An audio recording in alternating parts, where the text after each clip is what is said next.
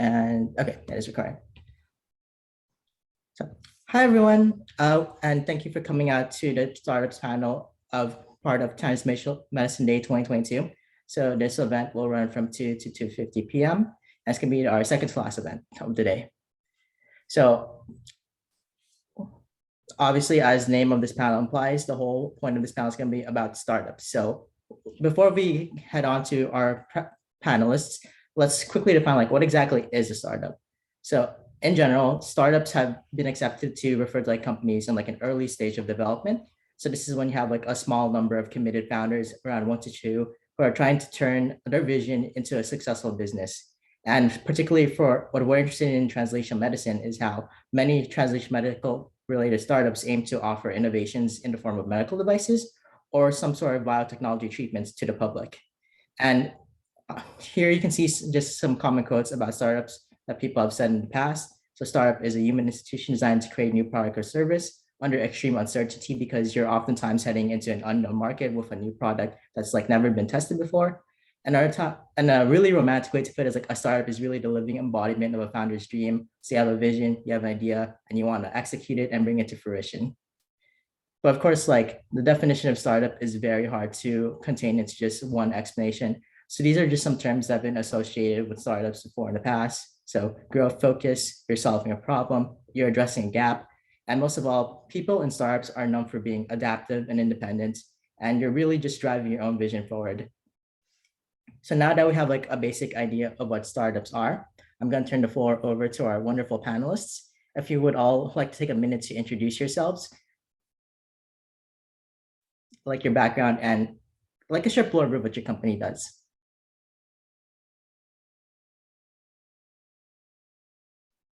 Sure, I can start. So, hey everyone, thanks for your time today. My name is Varun Govil. I was a UCSD class of 2020 bioengineering, and I am now founder and CEO of Epinoma. So at Epinoma, we are building a protein engineering platform to enable epigenetic applications, which is basically focused on the next layer of biological information that is encoded within our genes and can transform the way that we detect and treat disease.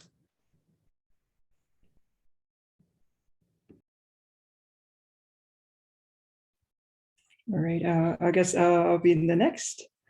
So hello everyone, my name is Shu, and I was actually a bioengineer working at UCSD before I co-founded Curishindle.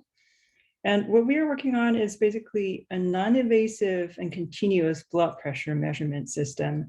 And this is based on a patent pending technology developed at UCSD Labs. And what we are working on is we are trying to give beat-to-beat blood pressure data to doctors for hospital medicine and for ICU doctors. Thank you. My name is Dimitri. I'm a PhD candidate at UCSD, and I work with Dr. Norbash and Michael Yip. I actually have my undergrad here, all in electrical engineering, but my research and the company is on enabling doctors to more easily insert needle-like tools. So this can be used for a lot of things, including diagnostics and as well as treatment of numerous diseases, including cancer and pain management. Those are two of the main initial markets. Right now, doctors do it by hand, and a robotic platform can just help make it more reliable and easier for the doctor to do. I actually have a little video that I could share if it's appropriate, but it's not. Yeah, we have screen sharing enabled. So if you want to share a video, and then also Shu and Varun, if you guys also have like any materials you want to share at some point about your companies, feel free to just take over the screen share. I'll stop sharing so I can let Dimitri go ahead.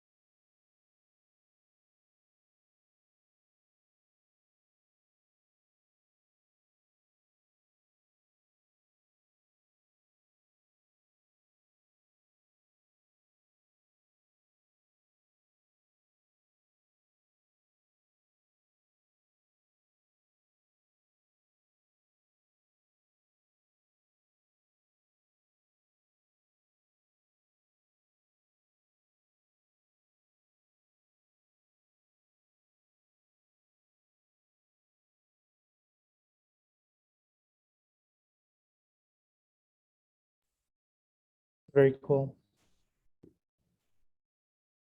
Oops, I was muted. I was talking, but I was muted. Awesome. And that's like your guys' current like model for the crane, right? The robot. Yeah, that's what we have right now. And we just moved it actually over to the hospital so we can do a little more testing in the future. That's really awesome. Like how it translates just those simple command movements to the whole robotic arm. Yeah, still work in progress, but that's why we're going to spin it out into a company to try and bring it to market. Awesome. Yep. So thank you so much for that demo. And then now that we've introduced the background of each of our panelists, we can delve into the questions.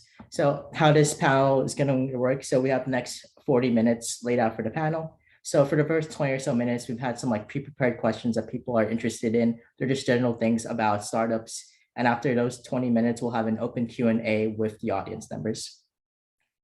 So on to the first question. I did see that my co-lead Brittany just joined the call. So Brittany, do you want to start us off and read the first question? Yeah, I'll go for it. First question is, where did the idea of your startup begin, and how did you know you wanted to pursue it? Yeah, sure. I can start. So I was very fortunate. So when I was doing my undergrad at UCSD from 2016 to 2020, the summer of 2018, I was actually working at a lab in the UCSD School of Medicine. It was the Zhang lab, and they had shown that they could use artificial intelligence and advanced machine learning models to be able to predict epigenetic markers, DNA methylation markers that could be used for the early diagnosis of hepatocellular carcinoma. And I was tasked with leading a sub-project that was basically, okay, we have these markers and we analyze this in patients' blood, but we don't know how to actually extract it from patients' blood samples and quantify it. So my job was to develop a quantitative tool that would actually address a lot of the challenges that are present with trying to do methylation analysis right now. And so over the span of a summer, I led a team of 11 undergraduates, and we built a novel blood test for the early detection of hepatocellular carcinoma. We presented at the world's largest synthetic biology research competition called iGEM. And out of 350 teams internationally, we were awarded second place. And so for us, it was a validation not only on the side of the science that, that we had made some sort of foundational advance, but also this was a space that was gathering a lot of momentum. So the space that we were specifically targeting at the time is known as liquid biopsy, which is non-invasive monitoring of various health conditions. And so for us, it was very serendipitous because a large number of companies were raising a lot of money in that space. We thought that we could actually do it better than what they were putting out on the market. And so we decided to commit to actually trying to spin it out of the university and building a whole company around it. And I think for us, it became a reality when you looked at the space and you saw a real opportunity. You did the analysis yourself and you thought, okay, now is the time to move forward, which I know can often be sort of a step of hesitation for many student entrepreneurs.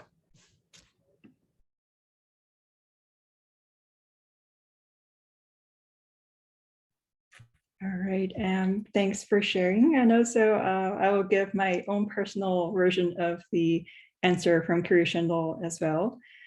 So for us, it's basically research-based. And initially, we were actually concentrating on, construction area. And we were using soft ultrasound devices to detect minor, failure sites in construction structural parts. And then during a seminar, which is very interesting, a doctor actually asked us, well, could you actually do it for patients using a soft ultrasound system? And then we decided we can try it. And then it led to a very high profile publication. And after that, basically we got emails from worldwide doctors who just asked us, well, is it available for sale? We want to just purchase it for our patients. And that's what basically provoked us to say, well, maybe there is a market in non-invasive continuous blood pressure monitoring. And that's basically how we got the idea started. And the moment we know that it's the right time to pursue it, is when we notice that the market has started to be filled with competitors, and they all use different technologies, but we think we have a competitive edge. So that's from the timing perspective. Thank you. I'll also give just our own, I guess, journey for Crane. So the project, and it really was a research project at the start, came out of a meeting between with Professor Yip and Dr. Norbash. Initially, we were actually targeting MRI, and we were talking about breast biopsy, lung biopsy, and went down that route a bit. And then over the years, this has been my PhD thesis, so it's been pretty much my full-time job for the last 5 or 6 years. And I've always had entrepreneurial interest, and all three of us talked about the idea of, yeah, this has a market need. It's a business case, makes sense. You could price this out. So I started going through some of the different UCSD MedTech accelerator and business cases, IGE, RADI courses, and Capstone project. And we built out a business case, and it's like, okay, this does seem feasible. Still have more work to do, but it does seem like there might be enough market. And then through that program, talking with a lot of doctors, we started getting responses for certain areas of it. It's like, wow, can you give this to us? Just like for Crescendo, it's like, okay, this is exciting for the doctors. So there's real clinical need. And then we're recently starting to talk with investors, talking with people in the med tech, I guess, like large company space. It's like, okay, they're on board, they're excited. It seems like there's a real opportunity to go for it. And it's like, okay, I want to go for it. And there's nothing that would be more fun to do, I guess, over the next few years. Thank you so much for your answers. It's really interesting to see like how you have some common threads in those stories where you had something that spun out of research, you saw the market need, and now you decide to pursue it. It's really cool to see how all of your journeys are coming along.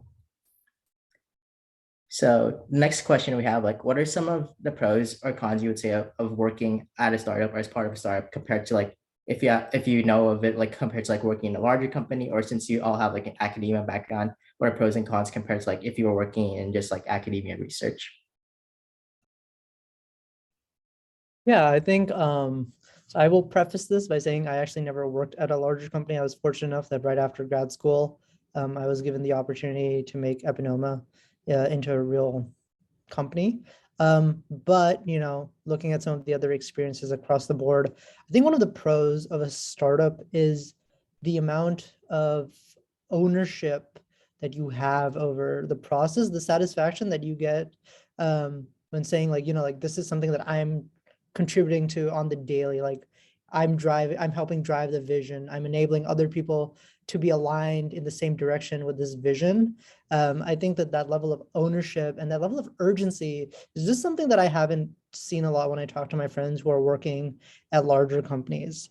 I think another pro is all the really cool people that you get to meet and that you honestly have to meet as a forcing function in order to identify if your idea is good or not. So as part of my entrepreneurial journey, I was also in several UCSD sort of entrepreneurial resources. So IGE was one of them. I really liked Blue Link, which is focused on sort of Stanford Biodesign's way of unmet needs finding and then clinical iteration.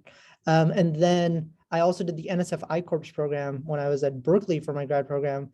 And there we actually had to do 100 customer interviews across all the space, looking at the entire medtech ecosystem. So met some very cool people from very different walks of life, whether you're thinking about front-end scientists, payers, and I think that's another really big pro. The one con is it's built into the pro is everything's on you, right? At a startup, you don't have a backup line of defense. That is you. So everything is your fault. Everything is up to you. And it takes a very disciplined approach to make sure that you don't crack under that pressure and that you're progressing at the pace that you need to be, especially in a fast moving area as many of these companies are, right? All of our companies are in very fast moving spaces. So some innovation may make us obsolete, and we have to safeguard against that, right?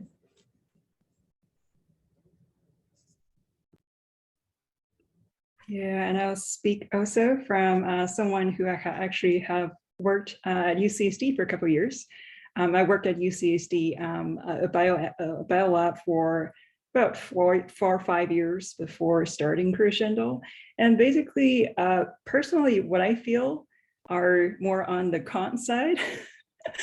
So when you have the support of a big university or a big company such as UCSD, what you're working with is people who have already a very well-built, well-thought-out infrastructure that's supporting your work. You have your HR problem solved by the HR people, you have payrolls worked out, you have everything, that's worked out for you. And the only thing you need to do is coordinate with those people. But when you're starting something of your own, you have to basically figure out everything on your own, at least at a first stage. And that's, I would say, the biggest con and the biggest challenge for starting a startup. On the other hand, the personal growth and the professional growth that you see in this initial phase is incredible. So I would say that's both a con and a pro. Yeah, both of you really got most of the side for me. I think, yeah, I guess one of the main things is that personal growth. I think that's the reason I went into grad school. I wanted to learn more.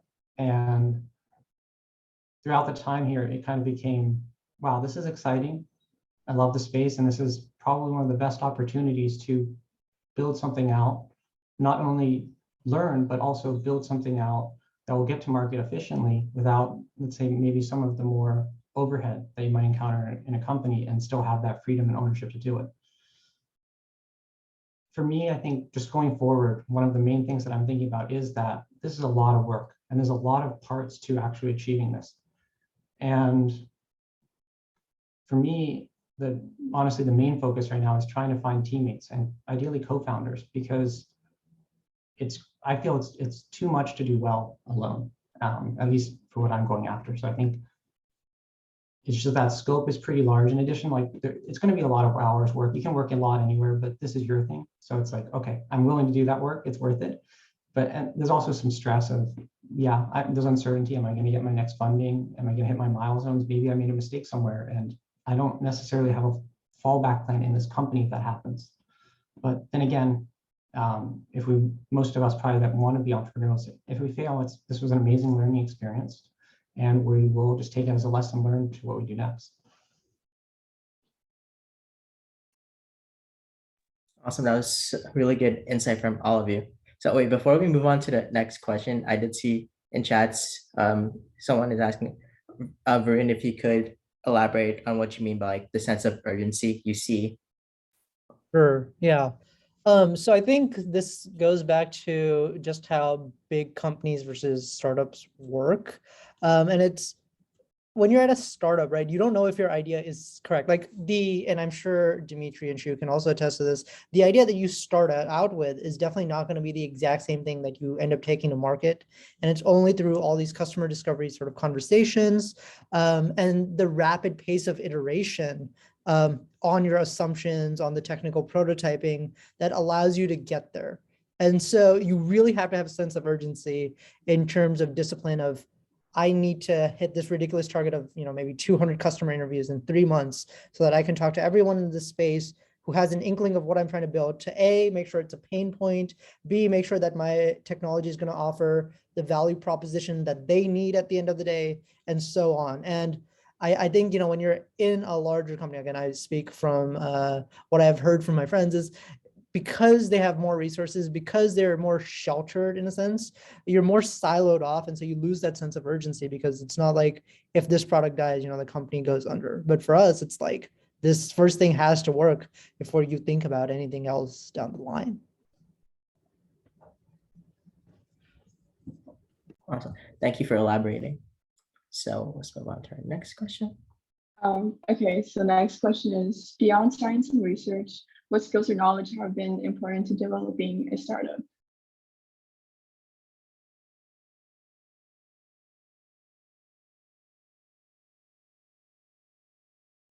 I can go.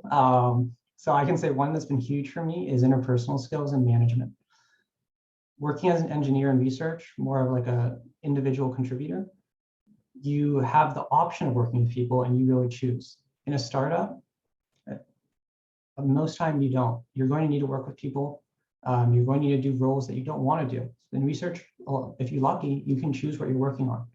In a startup, you can maybe try and direct it so that you're going to be in a certain space, like a CTO, CEO, CFO, just depending on where your interests lie. But in the end of the day, you're going to do what you have to do. But just on that, like working with people side, managing people is something that didn't come naturally to me. Trying to be very thoughtful, listen well,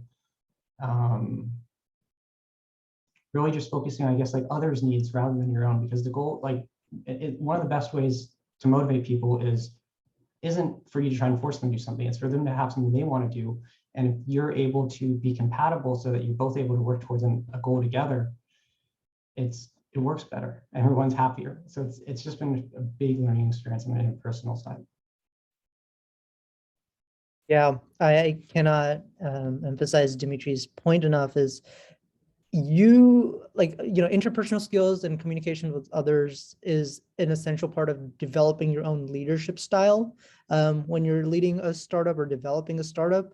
But I think even more important than that, the skill that you need the most, it's not even something that you're going to pick up in school necessarily, is two things really. First is the ability to adapt, because if you expect things to go a certain way and then they don't, and you start panicking, that is just not conducive to building a good startup. And built into that is the second skill, which I really value in my team and I really look for when we're hiring, is sort of emotional poise and resilience. So whether it's talking to investors or it's talking to potential customers or even potential hires, there's a lot of no's along the way, right? Someone might get a better job offer. Investors might be like, no, I don't like this idea at all. Or you might get strung along or whatever happens. And it's a very grueling process. And so you have to have the ability to keep sight of the long-term goal without necessarily worrying about all this sort of noise at the end of the day that is happening in your short term that can mess up your emotional calibration, mess up your emotional resilience. During my time over the last year, I've become a very big fan of like the stoicism principles and how you can sort of apply them to your leadership styles and your communication to really keep a startup on track, even in the most difficult of times.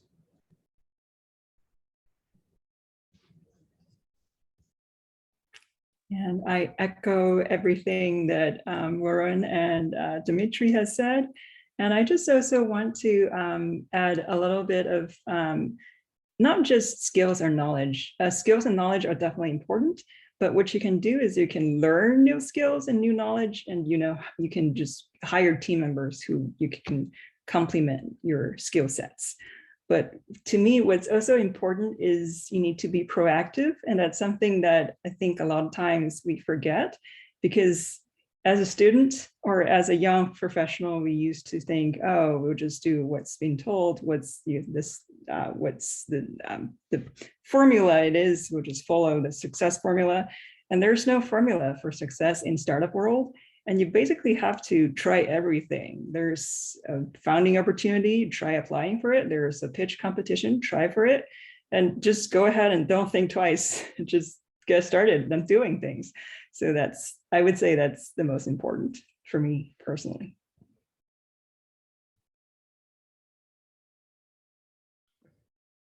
Thank you. All really good pieces of advice. So this was already kind of touched on a bit before, but like more so like what is like the work environment like when you're working for a startup? Like, do you find like a lot of it self-driven? Like what motivates you to keep working in that sort of environment? Yeah, I can give a couple of examples here. Yeah, as you guys have probably already guessed, a lot of it is self-driven, and that is where the fun and the challenge sort of lies in, is because you get to work in the morning. Most people come into work and they're like, okay, I have a meeting at 9. Okay, I'll do some work till like noon, then I'll go for lunch, then I'll like daddle till like 5. Okay, I'm sort of making this up, but at a startup, like I come in every day and I just have a blank day. And I'm like, okay, what are all the things that need to get done? What are the things that my team needs to get done? What are my core competencies versus what I can delegate? And so I think the coolest thing, if you're willing to embrace it in a startup environment, is that unparalleled level of accountability that you're going to face. Like, you don't want to let yourself down. You don't want to let your investors down. You don't want to let your teammates down. And so that is a lot of what I do is I'm like, yes, like, not every part of a startup is fun. And that's like a dirty secret, but like, it's because it has to get done because it's integral to what we're trying to do. And a lot of it's very honestly intrinsically derived. You're not going to find it because someone else is telling you to do it. Like, your mentors may be able to point you in the right direction, but it's up to you and your team to execute. And so you really have to have that motivation. And that's where, again, that piece of emotional resilience comes in, because there are going to be days where you feel like, oh, I don't want to do this today. It's almost like kind of, I'm not a person that works out a lot. So again, I'm drawing a parallel here that maybe I shouldn't be drawing, but it's that same motivation and discipline that you need in order to start having like a workout plan or whatnot. You need that same level of sort of drive on the daily for what you're doing at work. And again, I think it's a blessing and a curse of being in a startup.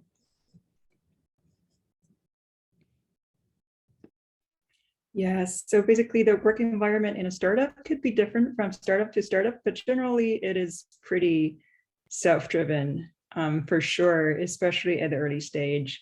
Now, when more big investors come in, it might be different. You might be driven by a lot of pressure too, but initially, it's going to be your drive. And that basically starts with why you want to start this thing yourself, right? Why do you want to just get, the technology to the market? Do you want to see the impact on other people's lives?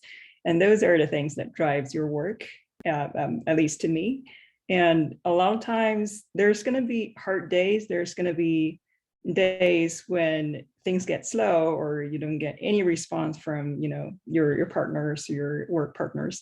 And that's when you need to have the resilience that Warren was talking about, that don't just stop working or don't just give up, because it's going to be a quite long and quite challenging journey. Yeah, I'm definitely on the same page in that it is very self-driven.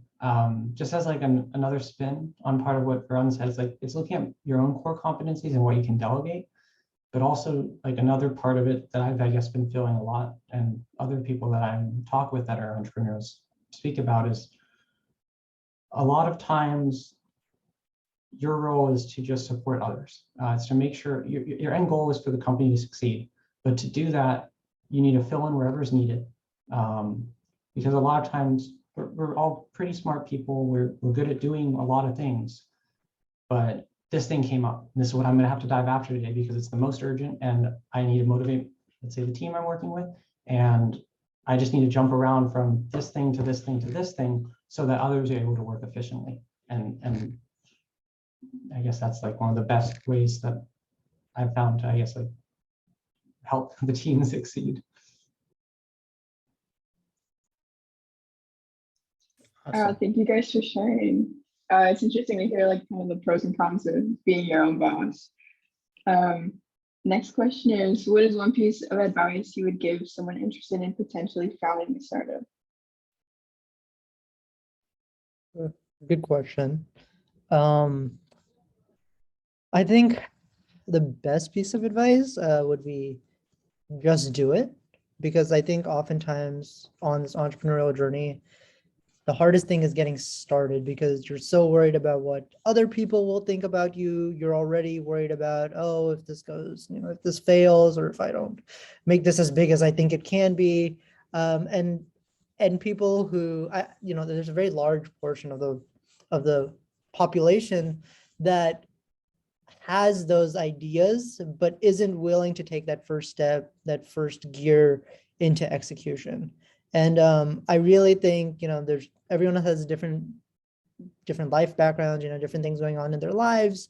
But really, if you think about it, this is a great time for a lot of people in this room right now, given the points in your careers and whatnot, to just go do it. Like, you have nothing to lose. You have everything to gain, whether it is building a great company or learning the ropes of how to build a great one for your next one. And so it is whatever you make out of this set of circumstances. So the one piece of advice would be just do it, and don't worry about what others are thinking or saying.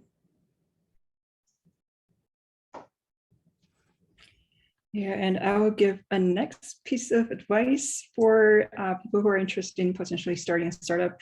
And this is something that I personally learned from some campus resources such as the IG's MedTech Accelerator. And that is to always think that your customers are always correct. And this is especially true for us students, especially when you're doing a research project, or especially when you're coming from an engineering side, meeting a problem. So you're having basically a solution, trying to find a problem. And if that problem is not well defined and it's not something that the market really needs, you're going to be in big trouble. So don't just start the researcher thinking that, what I'm working on is really great. Listen to what other doctors and patients want to tell you.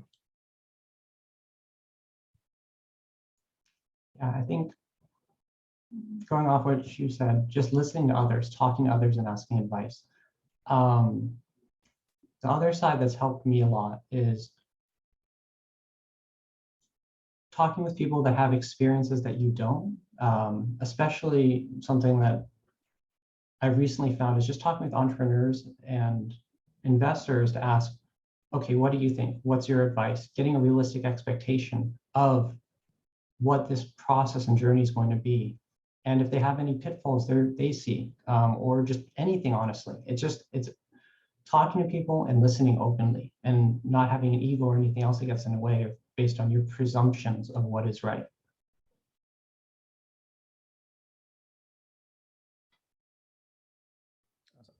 Thank you guys so much for the advice. I'm sure like people who are interested in starting a startup will find all of that advice very helpful. So that's the end of our pre-submitted / pre-created questions. So now we'll open the floor up to the audience. So audience members, if you have any questions, feel free to type it in the chat. Or if you just want to unmute and ask your question aloud, feel free to do so as well.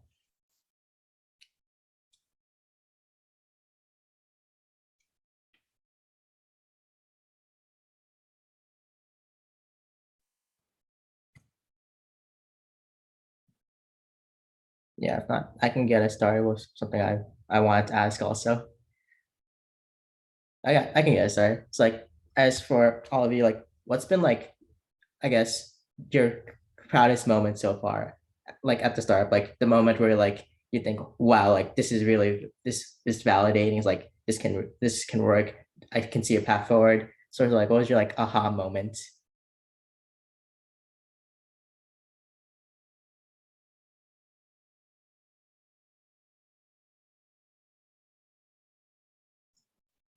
I think for me, it might not have been like so much pride, but it was definitely a lot of excitement. I think it was when I first heard from a doctor, when can I have this? Like, can I get this now? And then just like slowly building to the feeling of, oh, wow, this can actually really happen. It's not just an idea. And that just came over several months of starting to get really positive feedback from investors or executives in industry. So like a recent conversation, the guy just was at the end, this is awesome. I'd love to work together and I want to stay in touch. And that was for me, it's like, wow, it's not, I have so much more work to do. I always will have that. But it's like, wow, I'm actually on a good path.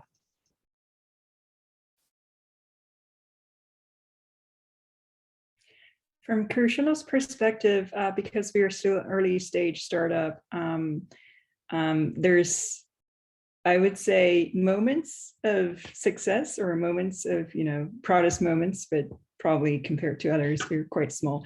But basically, the best moment I can remember is the technology succeeding on patients. And because the challenge of continuous blood pressure monitoring is a big challenge that people try to solve for decades. And the moment when we actually tested on patients and got very positive results, that's when we think, okay, we have this technology and we know there's a market. So if we can connect dots, we should figure this out. So that would be personally my favorite, most proudest moments. Yeah, I think for me, a little bit different. I think we're maybe just a little bit further along than the other folks. I think the proudest moment for me isn't like one moment. It is like the realization. So I come in to work like 6:37 every day, and I'm just like we started from scratch. Like we rented out this lab bench here in San Carlos, started doing proof of concept experiments, and today we own like 2 rows of benches. I have 7 full-time employees, and it's like building that brick by brick, or maybe not brick by brick, but slowly in an iterative process. It's like, wow, we've come so far along. And I think like being so grateful for having the opportunity to do that, for having so many people trust in my ability to be able to do that, is what really is just the proudest sort of summation of everything that we have done so far. Yeah.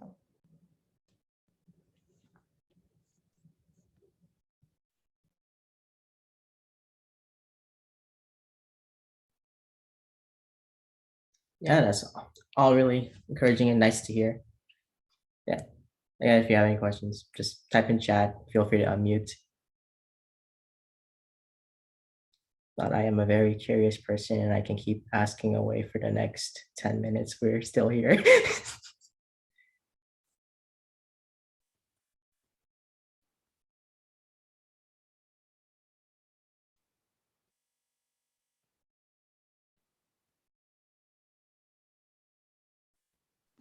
I actually had a question. So you talk about kind of like being your own boss and then like filling in where people need you. With where you guys are now, do you see more of your roles, working on the technology or more of like the manager aspects and the day-to-day operations?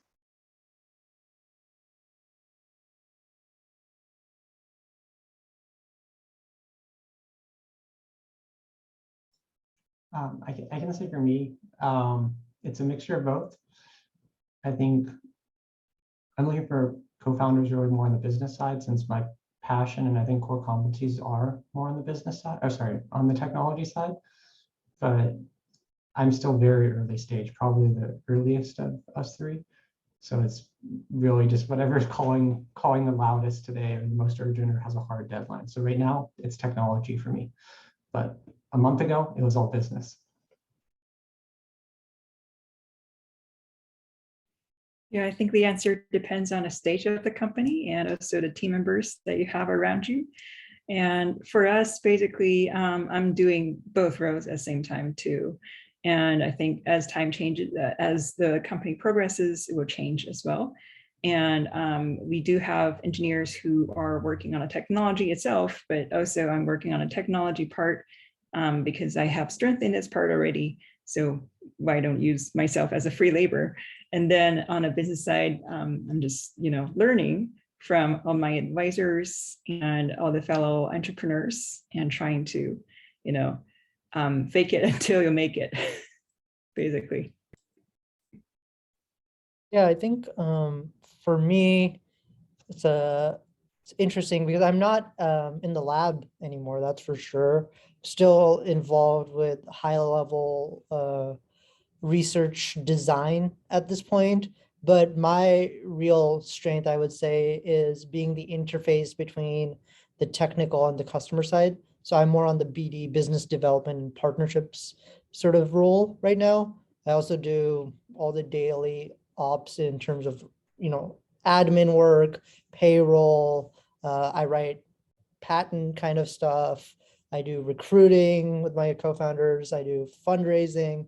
So it's sort of like a mishmash of everything, but I'm definitely not as technical or as technically involved as I once was in the company. And I think that just as the company scales, your responsibilities scale in a non-linear fashion. And so you will become more and more removed from the technology itself, I think. Thank you so much for all your answers.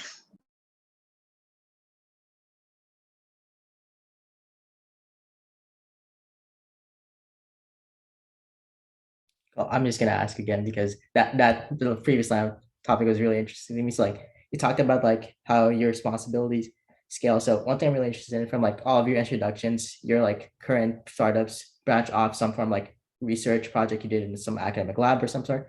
So I'm kind of curious, like where for you guys, like how was it like integrating, I guess, the business aspect or learning the business aspect of the startup when you originally started from just the research? Like, how did you go about that? Did you like take classes, consult resources? Did you like just find mentors? How did you like learn more about the business side of the startup?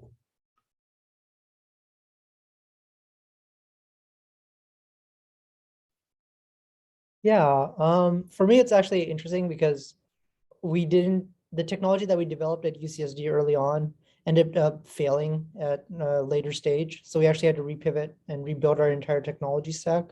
So that's actually what I spent the majority of the pandemic doing with my lab team. But in reality, like, can you repeat the question again? Sorry, my brain is bad. Yeah, like how did you go about like learning the business aspect of the Yeah. startup? Yeah, I was very fortunate to have amazing mentors who were really helpful in terms of helping me understand how to extrapolate customer needs. So one of my great mentors is on the line right now, Dr. Norbash, and another Blue Link advisor, Dr. Riker. Dr. Riker was one of the first checks into the company, taught me how to think about from a business perspective. So having someone who's been there, done that is extremely valuable. And then honestly, the other fun part of this startup, right, is you just do it. A lot of people, this is a very overblown analogy, but it's like you learn how to build a plane after you've jumped off the cliff. And honestly, that's what it feels like because you just dive headfirst and you're like, all right, well, this isn't working. Well, I got to go do this. And you just learn it. There's like on the job learning, except your learning curve is extremely steep and you kind of have to do it faster than most people would. But that's really how I sort of became more fluent on the business side of things.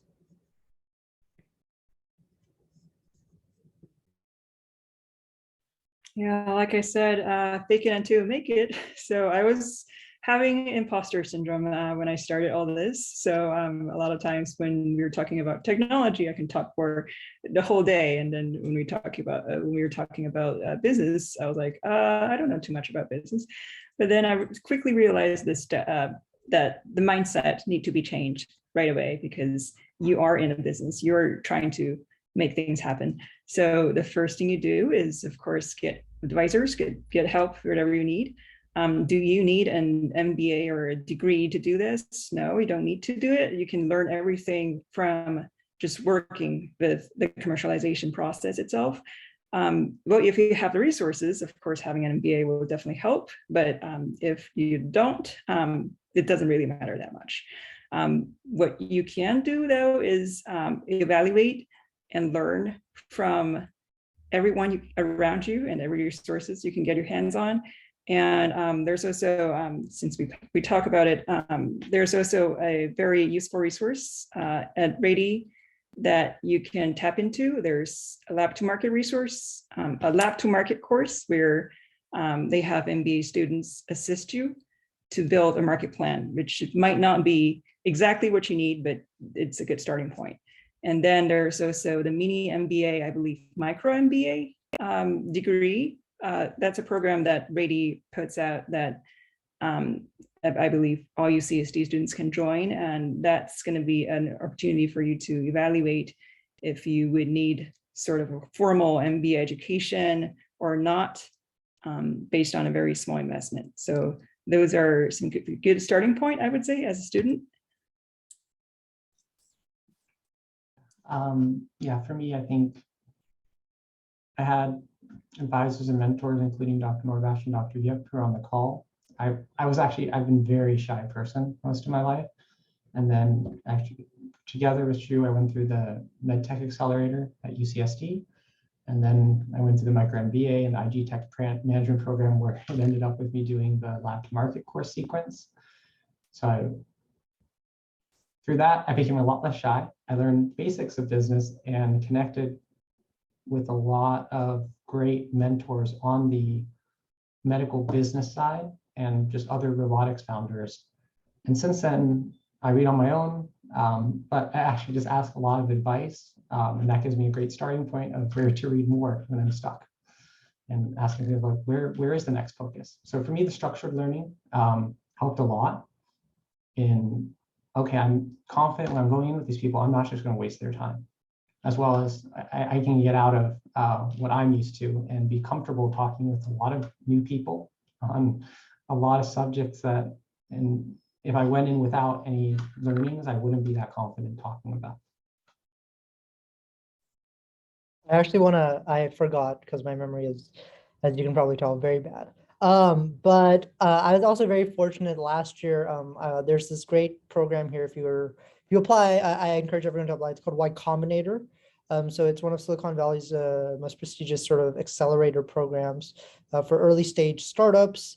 And it was founded by this individual named Paul Graham, who is a very legendary thinker in terms of entrepreneurship, how to think about building a good business. So he's written a very well-regarded collection of essays that you can find on his blog. And so I use that as a great source of foundational learning, and then went through the YC Summer 2021 program. So it's like a 10-week or 12-week program where they also teach you a lot about how do you get your first business deal? How do you talk to customers? How do you not scare them away? Sort of stuff. And so, yeah, that was also a very helpful resource. I think all these sort of incubators and accelerators are truly tremendous resources for anyone that is interested in this sort of stuff. It's really good to hear that there's so many resources out there for people who are interested. So the panel is supposed to conclude in like a minute, but I'm just so super quickly. Can you guys, since you're all like at different stages, I guess an appropriate last question, like what are some next steps that your companies will be undertaking in like the next year or so?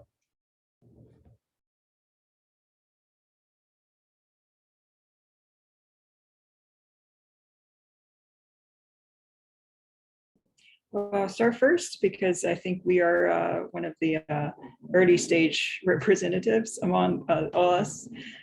So what the key step or the key milestone for us in the next few months is that we are going to publish our clinical data. And that's going to be a critical step for us because that's when we get started with, gathering more industrial attention. Also, getting us support data for fundraising, and that's a key step for us, very exciting step for us. And we are expecting new papers to come out. And so I would say that's an early stage task. And we also have a couple of funding from government agencies, SBIRs coming in. So yeah, those are, I would say, the next steps to get things off the ground.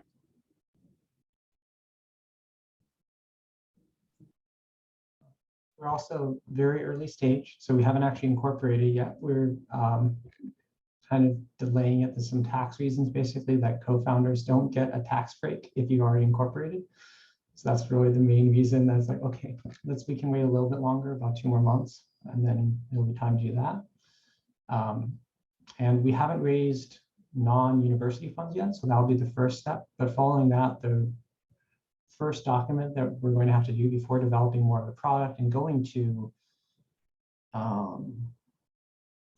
animal trials or something that actually will make it to the FDA is writing our market requirements document or our product requirements document. It's part of basically developing a product that's going to go through the FDA. We have a lot of informal documents and inputs, but getting that down on paper. So for us, we raised a seed financing of approximately $3 million last year in October. And with that money, we are now operationalizing our platform. So we're actually getting customers on board. So life sciences tools companies, diagnostics companies, and single cell companies that are interested in using our platform for better measurement tools compared to what they currently have. So it's going to be very exciting to sort of onboard those customers and then actually see our technology embedded within their products and actually making a difference in the lives of all these patients and users at the end of the day. Yeah. Awesome. Again, Thank you all so much for taking the time out of your days to come talk to us about your startups and give us the insights for like what makes an exactly makes like a successful startup. And for that, that concludes our startups panel portion of TMD. So coming up next, we do have our ethics panel from 3 to 4 p.m. with a focus on clinical trials. So if you're interested, the details for that are also on our website. I just want to thank you, Dimitri, thank you, Shu, and thank you, Varun, for teaching us so many things today. I hope everyone was able to get a lot from this and was able to enjoy the experience.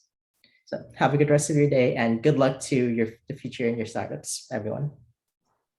Thank you for having me. For having me. Thank you.